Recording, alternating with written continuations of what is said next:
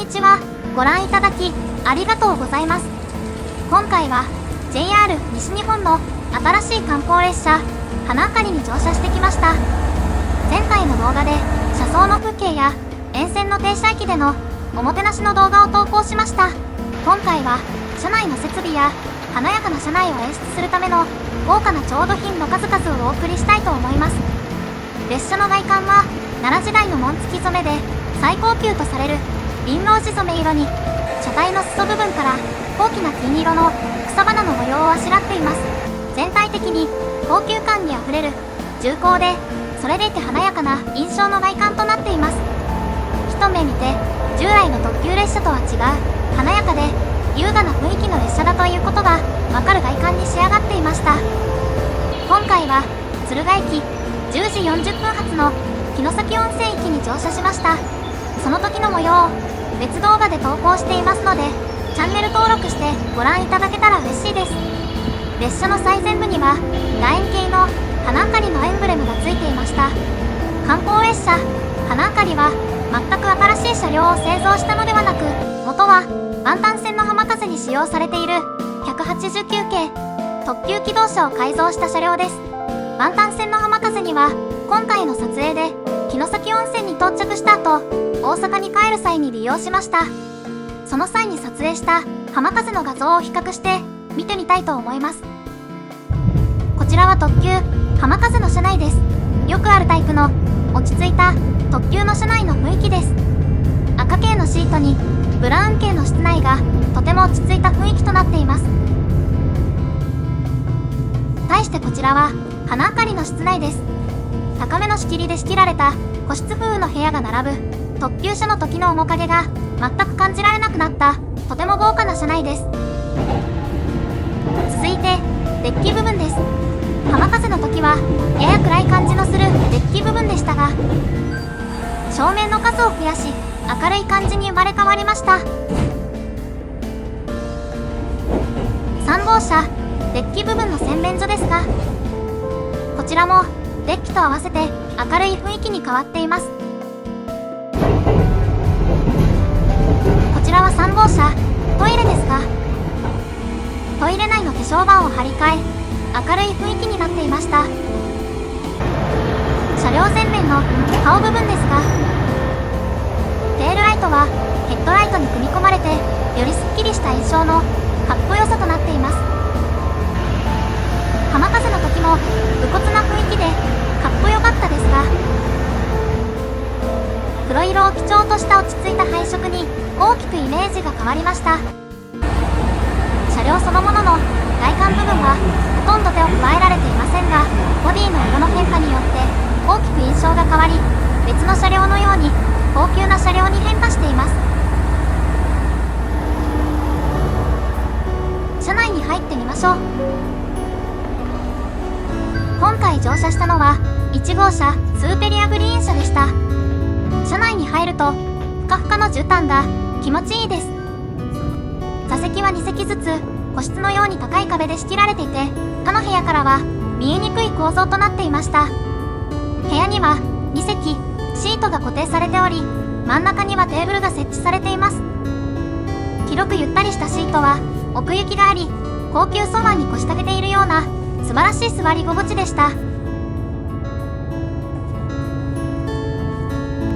車両の中央にある通路はとても狭く、一人歩くのがやっとのスペースです。その分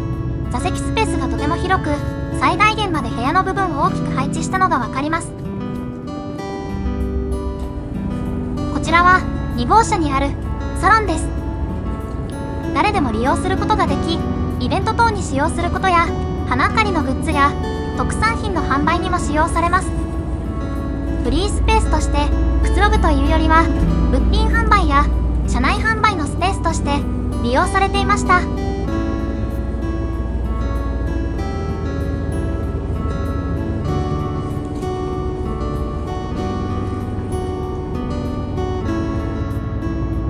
各駅の限定スタンプが押せる乗車記念スタンプラリーのスタンプが置かれていました。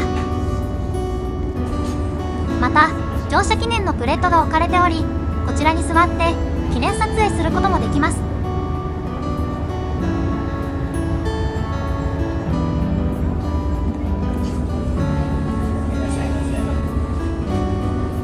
川市のフラワーや城崎温泉の麦わら細工など沿線の工芸品が車内の随所に配置されていました。こちらは2号車、3号車にあるグリーン車ボックス席です。2名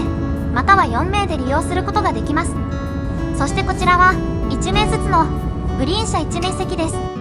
1人席はいろいろな向きで座ることができるように360度回転させることができます。3号車は2号車と同じく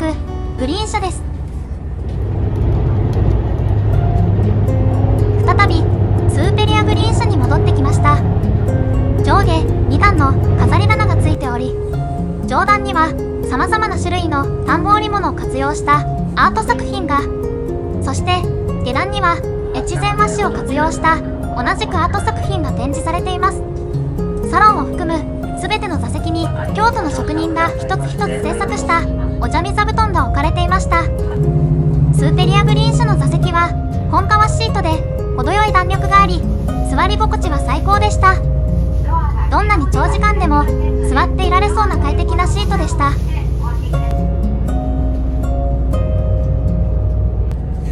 各座席には列車の時刻や各駅でのおもてなし案内等が記載された旅のお楽しみガイドが置かれていました。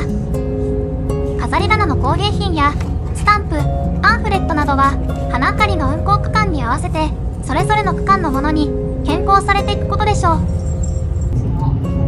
こちらは車内販売で購入できるドリンク、おつまみ類や花あかりのオリジナルグッズの案内でした。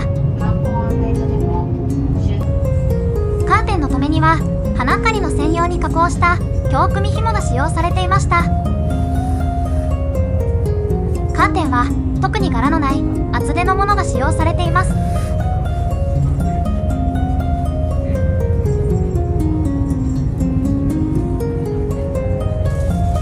スーペリアグリーン車の窓割りは一室で元の特急車の窓 1.5 枚分を一室として使用している感じです。単純に考えると特急の座席6席分を2人で使用している計算でしょうか。座席のテーブルには大型の卓上照明が設置されています。こちらの照明の台座には USB 端子とコンセントがそれぞれの座席用に設置されています。横には出雲たたら製鉄の一輪差しがさりげなく設置されています。照明の上に花びらの模様があしらわれており、こういったところにもこだわりがあるように思えました。窓枠にも重厚そうな加工がされており、特急車時代の武骨な感じはしませんでした。反対側の座席の方を見てみると人の姿はあまり見えませんが、窓からの景色は見えるという絶妙の仕切り具合となっていました。3号車、車椅子の方も利用できる多目的トイレです。おむつ交換台、ベビーチェアも設置されており、小さい子供さんを連れた方も快適に利用することができます。デッキ部分にある3号車の洗面所です。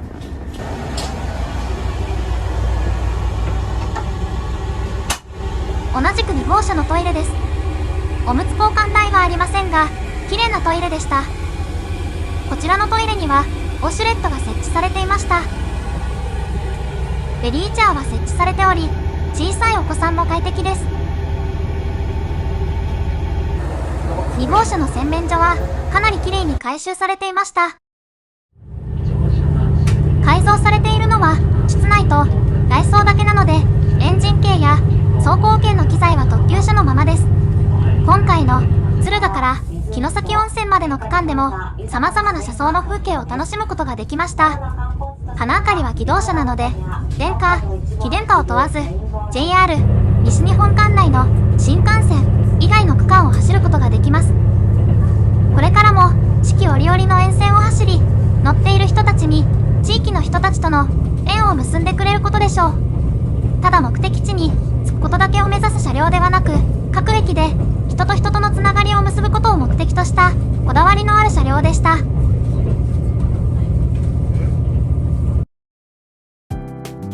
花あかりには前方展望を楽しむ場所がないので、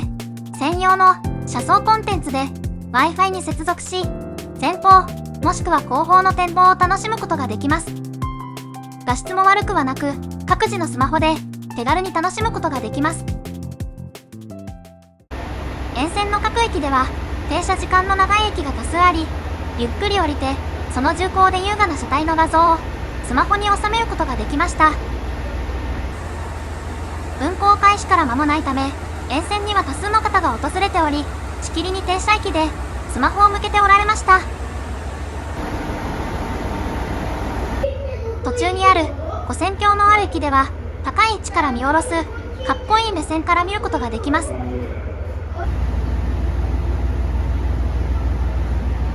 側面の行き先表示器は手を加えておらず、特急の時のそのままの表示でした。途中停車する多くの駅で地元の方々の歓迎やおもてなしを受けることができました。パンフレットや特産品が入ったお土産をいただいたり、地元の幼稚園児の方々の踊りを見たり、ご当地キャラクターたちとの触れ合いや記念撮影、物品の購入、試飲など様々な駅で体験することができました。停車時間の長い駅では花明かりとの撮影を存分に楽しむことができます。おもてなしのある駅ではどの駅でも出発の際盛大に見送っていただいていました。地元の方々の花明かりへの情熱と熱い期待が感じられるシーンでした。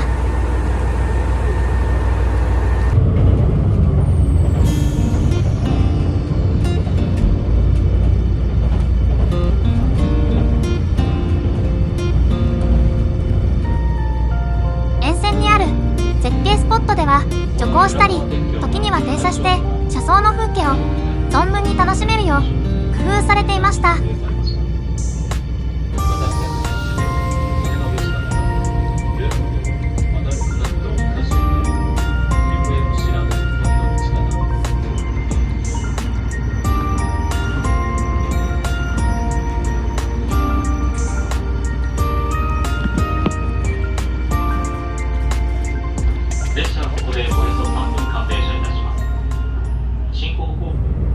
沿線で出会った車両たちをご紹介しましょう。西舞鶴駅で出会った特急舞鶴用の車両です。宮津駅で出会った特急橋立号です。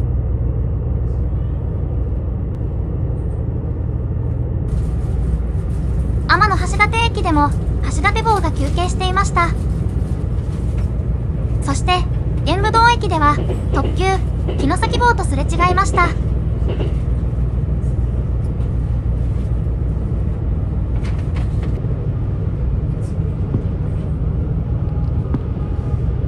網野駅では JR 東海から京都丹後鉄道にやってきたキハ80号特急機動車が停車していました。京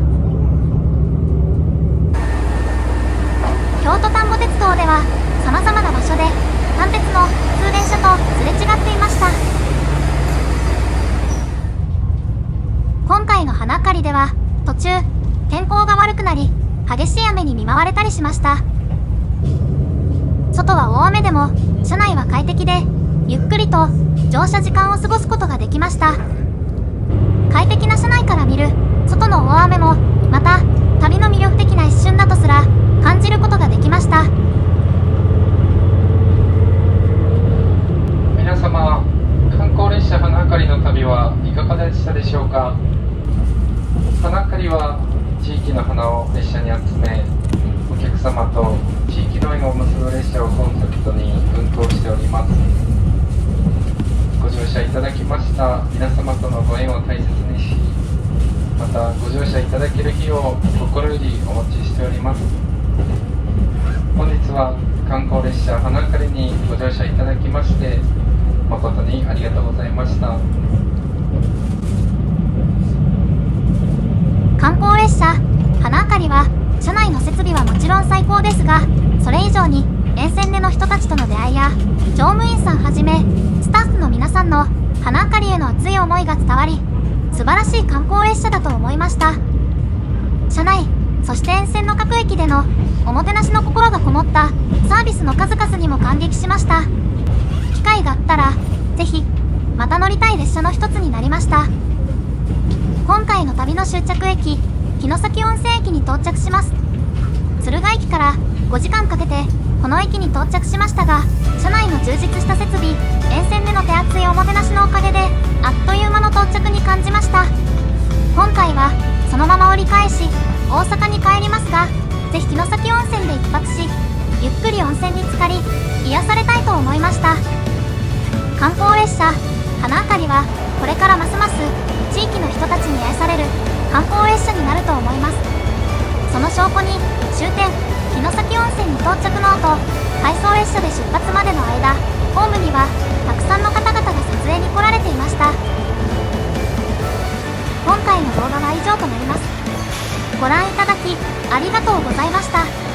西日本各地の食文化、そして風景に触れ合い、素敵な人々と出会うことのできる観光列車花あかり、ご乗車の際の参考になりましたら嬉しいです。今後も観光列車をはじめ鉄道、旅行、ホテルの動画を投稿していきますので、高評価、チャンネル登録ぜひよろしくお願いします。